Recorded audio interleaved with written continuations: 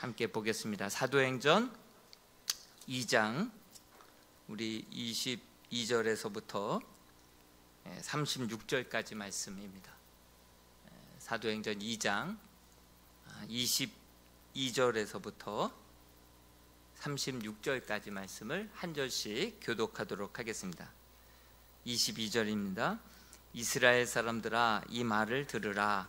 너희도 아는 바와 같이 하나님께서 나사렛 예수로 큰 권능과 기사와 표적을 너희 가운데서 베푸사 너희 앞에서 그를 증언하셨느니라.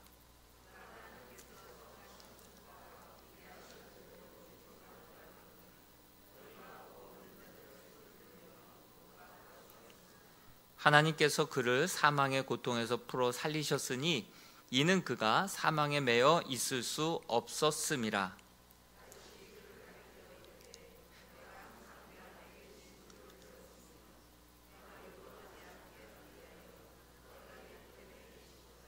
그러므로 내 마음이 기뻐하였고 내 혀도 즐거워하였으며 육체도 희망에 거하리니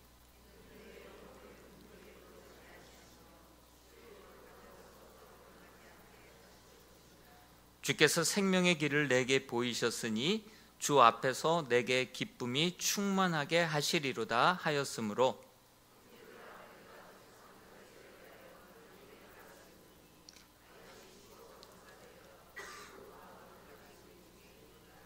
그는 선지자라. 하나님이 이미 맹세하사 그 자손 중에서 한 사람을 그 위에 앉게 하리라 하심을 알고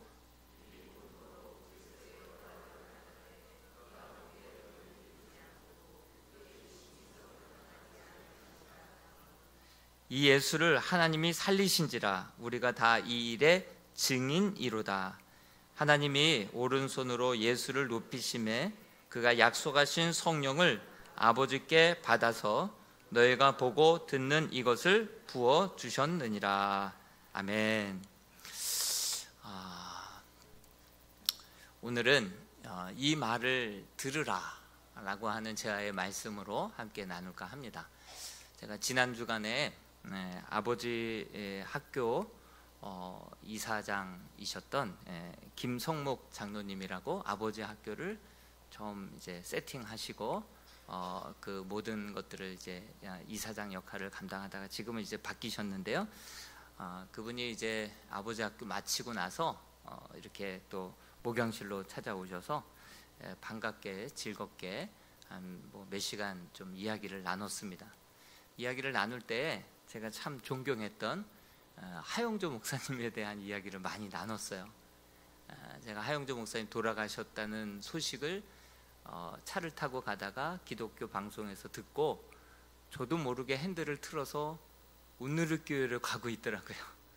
그래서 그 장례식도 참여하고 그리고 뭐 몇 번 영상으로도 계속 지켜보면서 그 모든 장례식을 함께 동참했던 기억이 날 정도로 참 마음속으로 존경하고, 그분은 저를 잘 모르지만 저는 그분을 너무나도 멀리서 흠모하고 존경하고 그렇게 기뻐했던 그러한 목사님이셨죠.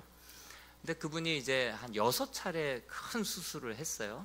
그래서 뭐 투석도 신장 다 망가져서 투석도 하고 그리고 간암 수술도 여러 차례 하고 총 6차례 수술을 하셨는데, 그럼에도 불구하고 휠체어에 앉아서라도 말씀을 늘 전하셨고 러브 소나타 일본까지 가셔서 정말 못 갈 경우에 이제 영상으로 그렇게 사람들을 만날 정도로 그렇게 정말 열정적으로 달려가시다가 그 장례위원장이신 이동원 목사님이 하나님이 멈추게 하셨습니다. 하나님이 멈추게 하셔서야 드디어 멈추신 목사님, 그렇게 이제 소개를 하시더라고요. 근데 그분이 이제 간암 4기 판정을 받고 하와이로 요양차 1년 정도 안식을 하고 오셨습니다. 근데 안식을 하는 동안에 계속해서 교회를 위해서 기도하고 또 계속해서 연구하고 묵상하고 그런 가운데 돌아와서는 이제 성령 운동을 해야겠다 하신 거예요. 왜? 내 몸이 약하니까. 내가 내 힘만으로는 도무지 감당할 수 없어서 성령 운동을 해야겠다 해서 성령 운동을 한 것이 오히려 교회가 2배, 3배로 커지게 되었어요. 성령님께 맡길 때 그분은 놀라운 역사를 이루시는 분이 우리 성령 하나님이신 줄로 믿습니다. 우리의 인생의 문제도요, 나는 여기까지입니다 하고 성령님께 온전히 위탁하고 맡길 때 그때부터 놀라운 하늘의 지혜와 능력으로 우리의 인생을 정말 인도해 주시는 분, 우리 살아계신 성령 하나님이신 줄로 믿습니다. 그러면서 그 성령 운동을 하면서 김성묵 장로님이 새벽에 나와서 기도하고 있는데 그때는 집사님이었다고 해요. 직진해서 오시더니만 김성묵 집사님이시죠? 깜짝 놀랐다는 거예요. 그 많은 성도들 가운데 자기 이름을 불러서. 그래서 가정사역을 좀 시작해 보시자고 그렇게 이제 부탁을 하셨어요. 그래서 성령사역과 가정사역이 무슨 연관이 있나. 그런데 하영조 목사님이 하시는 말씀이 진짜 신앙은 가정에서부터 이루어집니다. 진짜 신앙의 꽃은 가정이 살아야, 진짜 우리 가정이 건강해야 교회도 건강해지고 다음 세대 자녀들도 건강해집니다. 진짜 신앙은 교회 나와서만 종교활동, 봉사 이거 잘한다고 진짜 신앙인이 아니라 삶의 자리에서, 직장에서, 그곳에서 예배자로 살아가는 것, 이것이 진짜 신앙이기 때문에 성령운동이 바로 가정운동으로 그렇게 번져가야 됩니다. 그러면서 가정사역을 그렇게 이야기했던 거예요. 지난주에도 보니까 이제 아버지 학교 보고 예배가 있고 아버지 학교 이야기를 할 때마다 성도님들이 이제는 좀 지겹다. 왜 자꾸 아버지 학교 가정 얘기하는지 좀 지겹다라고 얘기하실 수도 있어요. 느낄 수도 있어요. 왔다가도 아버지 학교 복장 보고 돌아가신 분도 있다고 들었어요. 근데 가정이 살아야 교회가 살고 이 사회가, 다음 세대가 살아나게 될 줄로 믿습니다. 진짜 신앙은 교회에서의 신앙이 아니라 가정에서의, 매일매일 하루하루의 삶 속에서의 신앙이 진짜 신앙인 줄로 믿습니다. 거기서 진짜 신앙을 살아낼 때만이 우리 다음 세대, 우리 가정, 교회, 사회 다 지켜지게 되는 것이죠. 그래서 제가 그분을 통해서 그래, 지금 가고 있는 이 길이 맞다. 하영조 목사님은 왜 가정사역을 해야 되는지만 얘기하셨고, 그 아버지 학교라고 하는 그 하우에 대해서 3년 동안 고민하다가 그렇게 아버지 학교라고 하는 틀을 만들어 놨더니 그것이 이렇게까지 전 세계로 퍼질 줄은 하영조 목사님도 몰랐고 그 김성묵 장로님도 몰랐다라고 하는 이야기를 들었습니다. 이렇게 정말 가는 길이 맞는지 아닌지 그것을 알기 위해서는 중간에 우리가 영의 귀를 열고 하나님의 음성을 들을 때 내가 지금 가고 있는 이 길이 맞구나 라는 것을 깨닫게 되는 것이죠. 그래서 오늘 말씀도 이 말을 들으라, 이 말을 들으라. 우리는 항상 오감을 다 열어놓고 이 길이 지금 맞는 길인지, 내가 지금 제대로 가고 있는 길이고 제대로 하고 있는 일인지 우리는 하나님의 음성을 늘 들어야 우리는 하나님이 기뻐하시는 뜻을 쫓아서 하루하루 한 걸음 한 걸음 나아가게 될 줄로 믿습니다. 오늘도 들어야 될 말씀이 있습니다. 2장 22절에 이스라엘 사람들아 이 말을 들으라. 누가 이렇게 말하고 있습니까? 베드로가 이야기하고 있어요. 베드로가 유대인들과 예루살렘에 사는 모든 사람들에게 일어나서 설교하는데 오순절 성령이 그렇게 강권적으로 강림하시자 그 성령의 감동 따라서 하나님 주신 메시지를 선포하는 거예요. 담대하게 죽음을 두려워했던 베드로가 죽음도 불사하고 일어나 너희가 죽인 그 예수는 바로 하나님께서 주와 그리스도 되게 하셨다 하면서 담대하게 예수 그리스도에 대한 복음을 이야기하고 있는 거예요. 유대인들이 십자가에 못 박은 그 예수를 어떻게 하나님이 그리스도가 되게 하셨는지 들으라 하면서 예수 그리스도의 부활 사건에 대해서 이야기하고 있습니다. 여러분 베드로의 설교 속에 하나님 그리고 아버지라고 하는 호칭이 8번이나 나와요. 8번. 하나님은요 이렇게 구원을 계획하시고 이것을 오늘 말씀해 보니까 다윗에게 1000년 전 다윗에게 이것을 알리셨다는 거예요. 그래서 다윗이 예수 그리스도를 선지자처럼 그렇게 예언하고 찬양했다. 예수 그리스도 오실 메시아를 그 그리스도를 그렇게 예언하고 그리고 찬양 이렇게 했었다라고 다윗의 고백 10편 16편을 가져다가 지금 이렇게 설교하고 있는 거예요. 여러분 우리 하나님은 이 세상을 경영하시는 분인 줄로 믿습니다. 하나님은요 이 세상을 미리 계획하시고 구원을 계획하시고 구원하실 것을 작정하시고 구원받을 사람들을 작정하시고 그리고 그 작정하신 바를 신실하게 이루시는 분이 우리 하나님이신 줄로 믿습니다. 그러면 하나님은 이 세상을 경영하시는 분이에요. 그리고 우리에게도 잠언에 보니까 이 땅을 잘 경영해 나가기를 원하시는 거예요. 우리 잠언 21장 5절 말씀을 같이 한번 읽어보겠습니다. 시작. 부지런한 자의 경영은 풍부함에 이를 것이나 조급한 자의 궁핍함에 이를 따름이니라. 그렇습니다. 부지런한 자의 경영, 하나님은 이 땅을 구원하실 계획을 미리 세우시고 그것을 신실하게 그것을 부지런하게 이루시는 분이 우리 하나님이시죠. 즉흥적으로 계획 없이 섣불리 그냥 자기가 왕이라고 자기 마음대로 내키는 대로 이랬다 저랬다 하시는 분이 아니라 한번 말씀하시면 말씀하신 대로 반드시 그 어떤 대가를 지불해서라도 그 약속을 지키시는 분이 우리 하나님이신 줄로 믿습니다. 그러므로 너희도 인생을 잘 경영해라. 계획을 잘 짜고 그것을 부지런하게 계획만 많고 생각만 많으면 사람이 근심이 많습니다.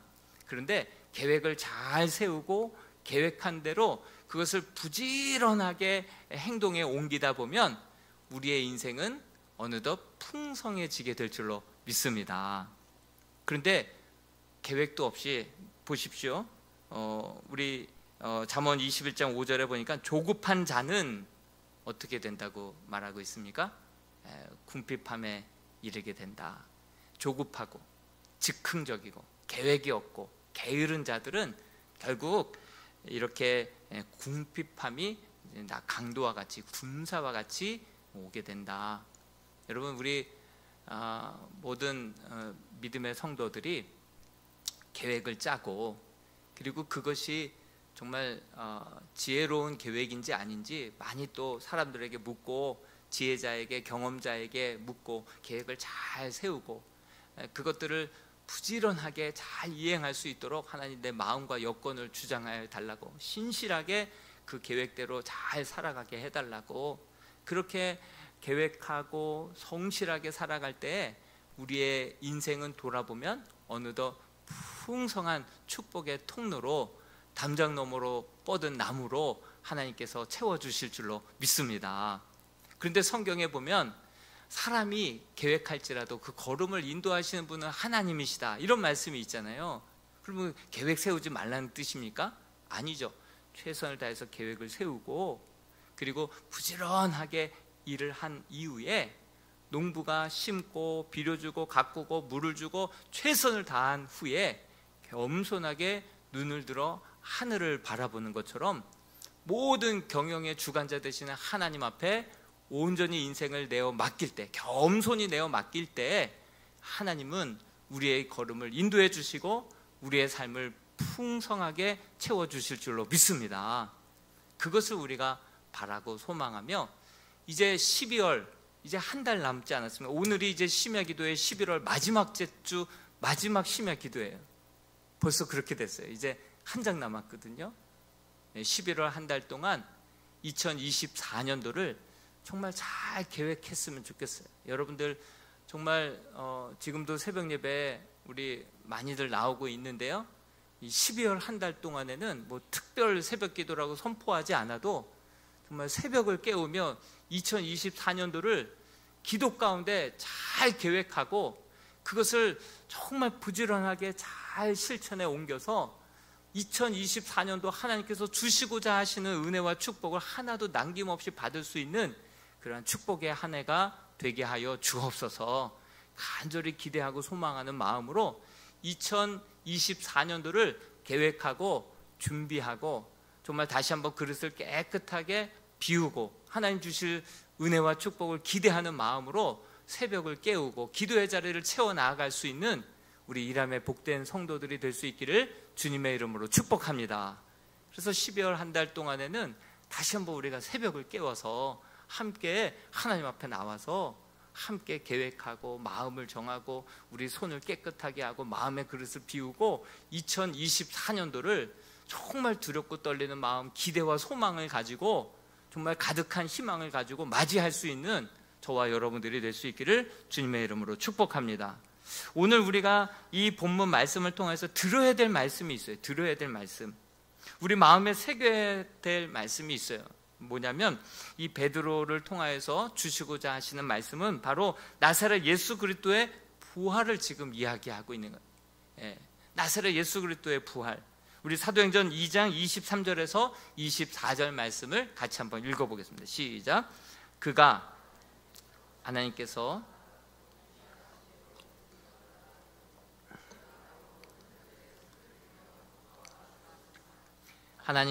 그를 사망의 고통에서 풀어 살리셨으니 이는 그가 사망에 매여 있을 수 없었음이라. 그렇습니다. 그가 하나님께서 정하신 뜻과 미리 아신 대로 내어준 바 되었거늘 너희도 아는 바와 같이.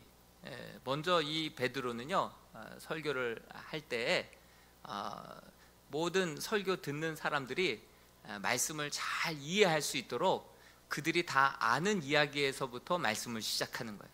보통 우리가 설교 시작할 때 처음 그 앞에 한 소절에 의해서 이 설교를 끝까지 들을지 말지 그때 다 판가름이 난다고 해요. 그래서 첫 문장이 굉장히 중요해요. 이 첫 문장 때문에 제가 시간을 되게 많이 쓴 적도 많아요. 이 사도 바울은요, 모두가 아는 그 바에서 이제 설교를 시작하려고. 모두가 아는 바가 무엇입니까? 예수님이 십자가에 못 박혀 죽으셨다는 것, 그리고 그 주님이 살았네, 죽었네, 뭐 숨겼네, 그분이 부활하셨다는 사실을 500여 형제들이 이미 다 들었어요. 봤어요. 그리고 예수님의 12제자들, 또 70의 제자들 뿐만 아니라 사도 바울까지, 정말 칠삭둥이 사도 바울, 만삭되지 못하여 난 나에게까지 우리 주님께서, 부활하신 주님이 나를 만나 주셨다라고 고백하고 있지 않습니까? 그 누구도 부인할 수 없었던 그 부활의 그 증거들 때문에, 증인들 때문에, 그래서 로마가 결국 국교가 기독교가 또 된 거 아니겠습니까? 부인할 수 없었던 그러한 부활의 그 역사는 모든 사람들이 다 알고 있는 바였죠.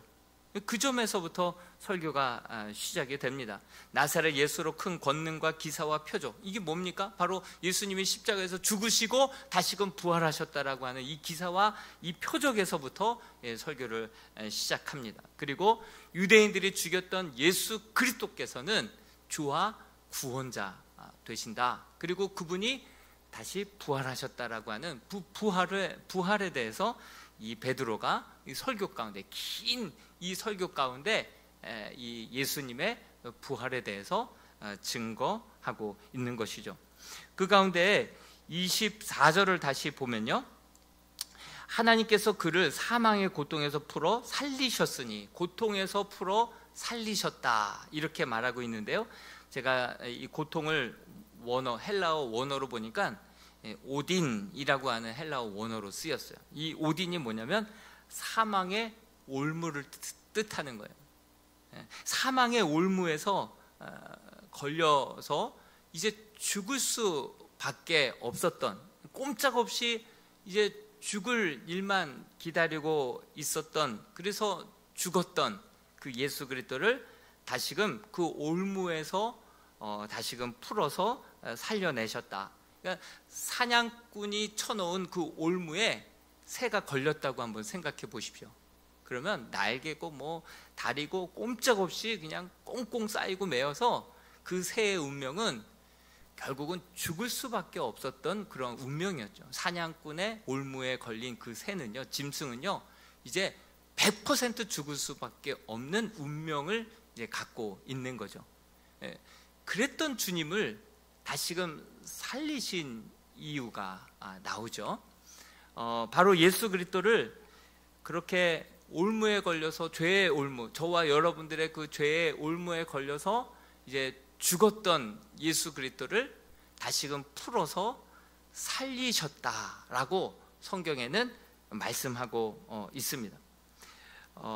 그렇게 하신 이유가 분명히 성경에 베드로는 계속해서 설교를 하고 있는데요, 예수님이 죄로 인하여서 죽었고 그렇게 죽을 운명이었기 때문에 예수님은 십자가에 못 박혀 죽으셨는데, 그 죽으신 주님을 풀어서 다시금 살려서 돌아다니게 하셨다라고 하는 이 원어로 보면 그런 뜻을 갖고 있습니다.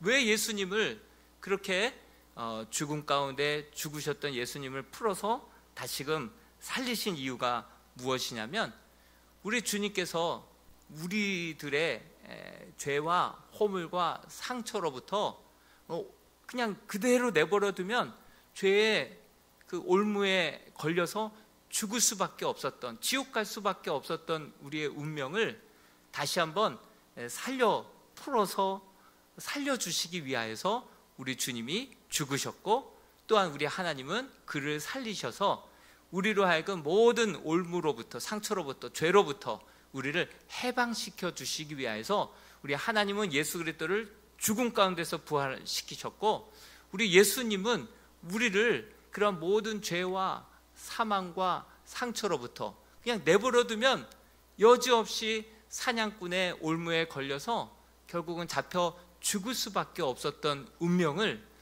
정말 다시 한번 그 올무에서부터 우리를 풀어서 살려서 그렇게 회복시켜 주신 분이 바로 예수님이시다라는 것을 이 베드로를 통하여서 말씀을 전해주고 있습니다. 여러분, 예수님이 이 땅에 오신 그 목적이 누가복음 4장 18절에서 19절 말씀에 나오는데요, 같이 한번 읽어보겠습니다. 누가복음 4장 18절에서 19절입니다. 시작.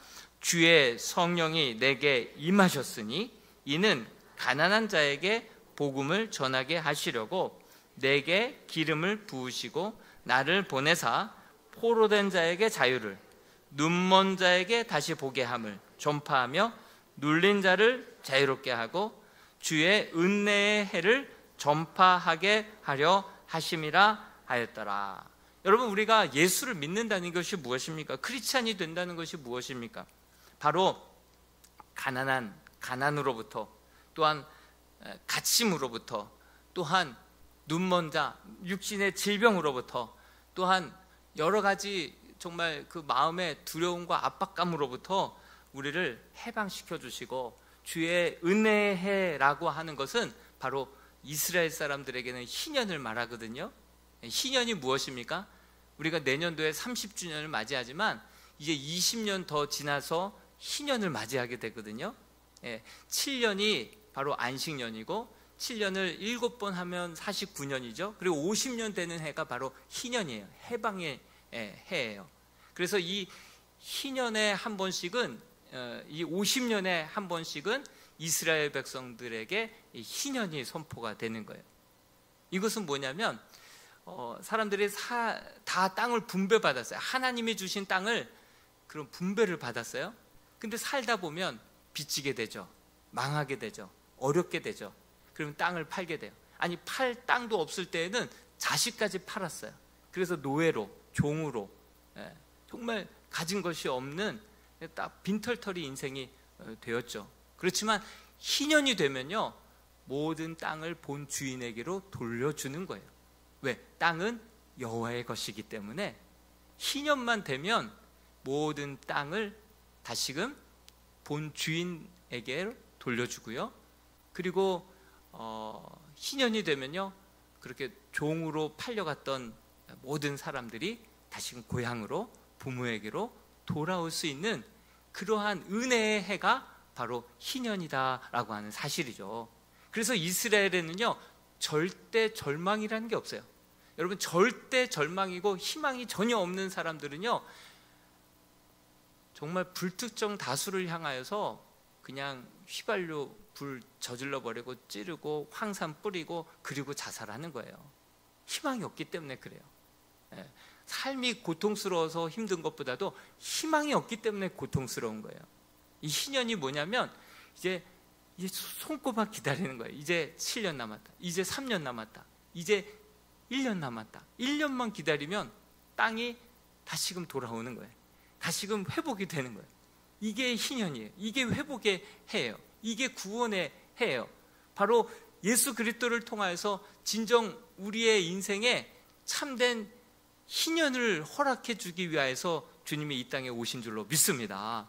여러분, 예수 그리스도께서 우리가 죽는 날 영원한 생명만을 위하여서 주님이 십자가를 지신 것이 아니라 우리가 이 땅을 살아가는 날 동안에 가난에 찌들리고 병에 걸리고 육신의 두려움과 짓눌림에 사로잡히고 상처에 또한 중독에 사로잡혀 살아갈 때 그 모든 것으로부터 우리를 해방시켜 주시고 자유케 하시기 위하여서 우리 예수님은 이 땅에 오셔서 십자가에 죽으시고 다시 부활하신 줄로 믿습니다. 내버려 두면 희망이 없어요. 그냥 죽을 운명이에요. 희망과 소망이 전혀 없어요. 그런 우리에게 우리 예수님이 이 땅에 찾아오신 이유와 목적, 그리고 십자가를 지시고 죽으시고 다시금 부활하신 그 이유와 목적은 우리를 가난해서, 우리를 눌림에서, 우리를 억울한 일에서, 우리를 상처에서부터, 우리를 온갖 세상에 이래저래 억눌리고 짓눌려서 살아갈 수밖에 없는 그런 모든 상황에서 우리를 건지시고 새롭게 하시고 깊어지게 하시고 온유하고 겸손하게 하시고 정말 구원받은 자답게 살아가기 위하여서 우리를 위해서 십자가에 죽으시고 부활하신 줄로 믿습니다.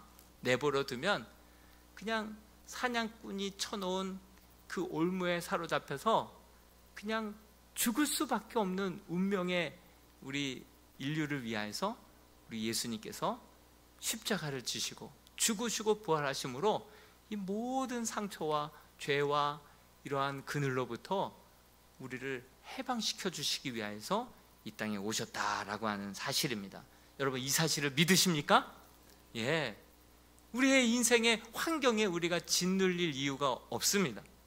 우리를 위해서 죽으시고 부활하신 예수 그리스도께서 내 앞에 계시고 내 오른편에 계시기 때문에 그가 나를 어떤 상황 속에서도 다시금 딛고 일어설 수 있도록 우리를 구원해 주시고 치유해 주시고 회복시켜 주시고 자유케 해 주실 그 주님이 나와 항상 함께 계시기에, 그가 나와 함께 계시기에, 그 한번 다윗의 고백을 한번 읽어볼까요? 여러분, 다윗의 고백이 시편 16편 바로 8절에서 11절까지의 고백인데요, 그 고백이 지금 사도행전 2장 25절에서 27절의 고백으로 그대로 옮겨다 놨습니다. 25절부터 27절까지를 같이 한번 읽어보겠습니다. 시작. 다윗이 그를 가르쳐 이르되 항상 내 앞에 계신 주를 배웠으며 나로 요동하지 않게 하기 위하여 그가 내 우편에 계시도다. 그러므로 내 마음이 기뻐하였고 내 혀도 즐거워하였으며 육체도 희망에 거하리니 이는 내 영혼을 음부에 버리지 아니하시며 주의 거룩한 자로 썩음을 당하지 않게 하실 것임이로다. 여러분, 다윗은요 1000년 이후에 바로 다윗이 그를 가르쳐, 이 그는요, 다윗이 그를 가르쳐 해서 그 그는요 예수 그리스도예요. 예수 그리스도는 1000년 후에 다윗의 혈통으로 나실 그 장차 오실 메시아에 대해서 하나님께서 미리 다윗에게 보여주신 거예요. 그래서 그가 다윗이 바로 예수 그리스도를 그렇게 미리 예언하면서, 선지자처럼 그렇게 예언하면서 찬송하면서 고백하는 거예요. 근데 1000년 후에나 나를 살려줄 것이다, 구원해 주실 것이다, 그게 아니라 1000년 후에, 장차 내가 죽은 이후에, 아니 1000년이 지난 이후에 나를 건지실 분이시다 라고 고백하는 것이 아니라 그가 항상 내 앞에 계심으로 내가 요동치 아니한다, 흔들리지 아니하리로다. 이렇게 고백하고 있는 거예요.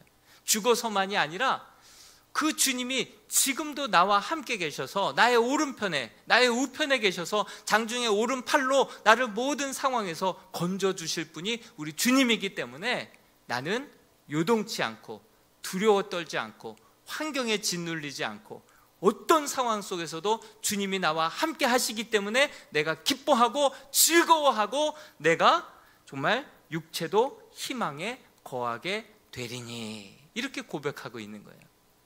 여러분, 우리 예수님은요, 우리가 죽어서만 우리의 죽을 영혼을 천국으로만 인도해 주시는 분이 아니라 우리가 이 땅에 살아가다가 갑자기 생각지도 못했던 가난과 역경과 질병과 또한 억눌림과 고통을 당한다 하더라도 우리 주님은 내 우편에 계셔서, 내 앞에 계시는 주님이 정말 나의 장중에, 당신의 장중에 오른팔로, 하나님은 오른팔 잡인 거 아시죠?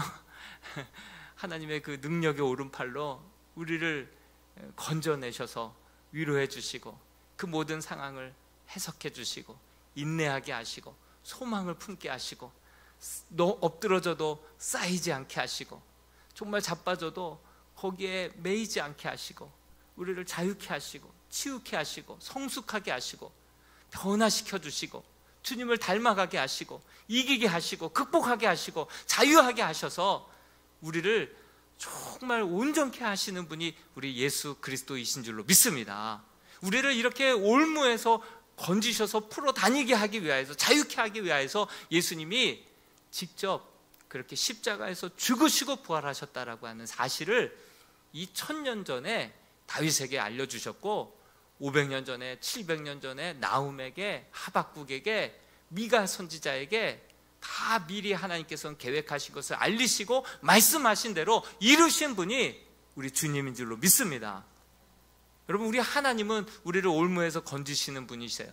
그리고 예수님이 죽으시고 부활하신 분은 우리를 모든 가난에서, 억눌림에서, 억울함에서, 상처에서, 그 모든 수렁에서 우리를 건지시기 위하여서 우리 주님이 죽으셨고 부활하신 줄로 믿습니다. 우리 주님께서 내가 가는 것이 너에게 유익하다, 내가 가면 보혜사 또 다른 성령을 내가 너에게 보내리니 그가 너희를 모든 연약함에서 우리를 건져 주실 것이다 라고 말씀하십니다. 우리 하나님이 함께 계시고 우리 주님이 우리를 위하여서 대신 죽으시고 부활하셨고 성령님을 오늘도 우리에게 구하는 자, 찾는 자에게 부어주시겠다 약속하신 줄로 믿습니다. 그러므로 이 다윗이 이렇게 고백하는 거예요. 그러므로 내 마음이 기뻐하였고 내 혀도 즐거워하였으며 육체도 희망에 거하리니. 실제로 그는 쌓이지 않고 매이지 않고 자연사 할 때까지 하나님이 지키신 거예요. 수많은 사람들의 창과 칼이 그의 목숨을 노렸는데도 불구하고 다윗이 가는 곳마다 하나님 함께 하셨고, 때로는 죄 가운데 넘어졌을 때에도 눈물로 회개하게 하시고 다시금 수렁에서 건지시고 눈물을 닦아주시고 용서해 주시는 그 하나님이 그의 우편에 항상 계심으로 그의 마음 가운데 천국을 늘 경험하는 그러한 삶을 살았다라고 하는 그 다윗의 삶, 베드로의 이 믿음의 고백이 저와 여러분들의 믿음의 고백 될 수 있기를 주님의 이름으로 축복합니다. 여러분, 옛날 왕들은요, 성 안에, 왕이 성 안에 있다고 할 때에는 깃발을 올려놓고 깃발이 휘날리게 했어요. 그러면 깃발이 막 휘날리는 걸 보면 왕이 지금 저 성 안에 있구나, 백성들이 보고 함께 기뻐하고 함께 평안을 누렸죠. 여러분, 우리 주님이 내 안에 계시다라고 하는 증거가 바로 이 기쁨이요, 즐거움이요, 절망 가운데 소망을 품고 일어나는 것, 이것이 바로 우리 주님이 내 안에 계시다라고 하는 확실한 증거인 줄로 믿습니다. 누가 봐도 웃을 일이 아니고 지금 힘든 상황인데도 불구하고 웃고 있어요. 기뻐하고 있어요. 그것은 우리 주님이 우리와 함께 계신 증거인 줄로 믿습니다. 그러한 증거가 여러분 가운데, 그러한 평안이, 그러한 기쁨이, 그러한 즐거움이 여러분들 가운데 있습니까? 우리 주님이 내 안에 계시다라는 증거로 기쁨이 펄럭펄럭 거릴 수 있는 여러분들의 심령이 가정이 될 수 있기를 주님의 이름으로 축복합니다. 성경에 보면 출애굽기가 나옵니다. 출애굽기. 벌써 이스라엘 백성들이 애굽에 완전히 올무에 사로잡혔어요. 내버려두면 죽어요. 산의 아이가 나오면 다 나일강에 빠뜨려 죽이라고 했어요. 희망이란 찾을 수 없어요. 그냥 그 올무에 걸려서 끝은 멸망이고 죽음밖에 없었습니다. 그런데 하나님께서는 놀라운 구원의 계획을 그렇게 마음에 품으십니다. 그리고 요게벳에게 모세를 보내십니다. 모세의 이름이 건져내다라고 하는 뜻 아니겠습니까? 그 요게벳이 모세를 3개월은 어떻게 그작저작 키워요. 근데 울음소리가 커지니까 더 이상 키울 수가 없어요. 그래서 그 아이를 갈대 상자에 집어넣어서 나일강에 띄우죠. 근데 그것을 마침 누가 발견하게 되었습니까? 모세가 아니죠. 바로의 공주가 그것을 발견하게 되지 않습니까? 그걸 건지죠. 그리고 요게벳이 바로 이 모세의 계모가 아니죠. 뭐가 되죠? 네, 유모가 되죠. 유모가 되죠. 그래서 결국 이 모세를 통하여서 이스라엘을 건져내게끔 하나님의 놀라운 구원의 계획이 올무에 걸려서 다 죽을 수밖에 없고 멸망당하고 진멸될 수밖에 없는, 그 올무에 걸려서 죽을 수밖에 없는 상황이에요. 그런데 하나님은 그 이스라엘 백성들을 정말 한치의 오차도 없이 공주를 사용하시고 요게벳을 보내시고 그를 통하여서 이스라엘 백성을 완전히 올무에서 건져내시는 거예요. 그 사냥꾼의 그 올무에 걸려서 죽을 수밖에 없는 그 이스라엘 백성을 하나님은 구원자가 되셔서 한치의 오차 없이 그 이스라엘 백성들을 건져내시고 구원의 약속을 이루시는 분이 우리 하나님이신 줄로 믿습니다. 왜 우리에게 출애굽기를 주셨습니까? 그 하나님은 지금도 살아서 우리와 함께 하시는 우리의 전능하신 하나님이신 줄로 믿습니다. 그 하나님은 구원자 하나님이시라는 사실을 출애굽기를 통해서 읽을 때마다 포로된 자를 자유케 하시고 눈먼 자를 보게 하시고 정말 짓눌린 자, 이 가난한 자, 희년의 해를 선포하게 하시는 분이 우리 하나님이신 줄로 믿습니다. 죽어서만 가는 저 천국으로만 인도하시는 분이 아니라 이 땅에서의 우리의 삶을 모든 상처로부터, 모든 짓눌림으로부터, 두려움으로부터, 죄의 그러한 종의 정말 그렇게 살아가는 우리들을 자유케 하시기 위해서 우리 하나님이 계시고 예수님을 보내셨고 성령님을 약속하셨다라고 하는 사실을 믿으실 수 있기를 축원드립니다. 그래서 이 고백을 가지고 초대 교부 크리스토스톰이라고 하는 초대 교부가 있어요. 그가 감옥에 갇히게 됐어요. 그랬더니만 하나님이 나를 이 감옥에 가서 그렇게 복음을 전파하라고 나를 감옥으로 파송했지 생각하고 감옥에 가서 막 복음을 전하는 거예요. 그러다가 사형 언도를 받아요.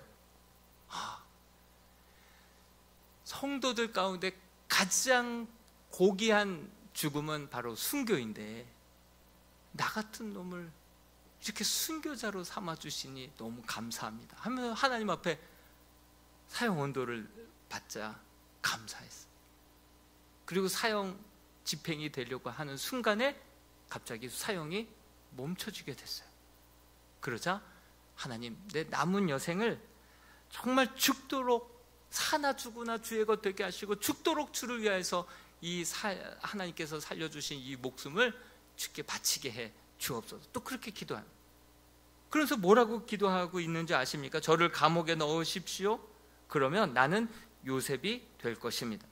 저를 구덩이로 나를 쫓아낸다고 한다면 나는 예레미야가 될 것입니다. 저를 바다로 던진다고 한다면 나는 요나가 될 것입니다. 나를 돌로 치면 나는 스데반이 될 것입니다. 저들이 나를 옥에 가두면 그리고 매로 치면 나는 사도 바울의 영광을 그렇게 보게 될 것입니다. 나의 목을 저들이 벤다고 한다면 저는 세례 요한과 같이 될 것입니다. 나는 결코 두렵지 않고 요동치 않습니다. 주님이 그 심령 가운데 함께하는 믿음의 귀한 성인의 고백이 아닐 수 없습니다.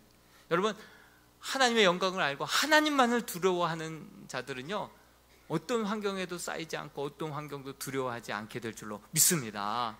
하나님 한 분만을 온전히 두려워하는 마음으로 이 세상의 모든 환경을 뛰어넘고 정말 극복할 수 있는 저와 여러분들이 될 수 있기를 주님의 이름으로 축복합니다.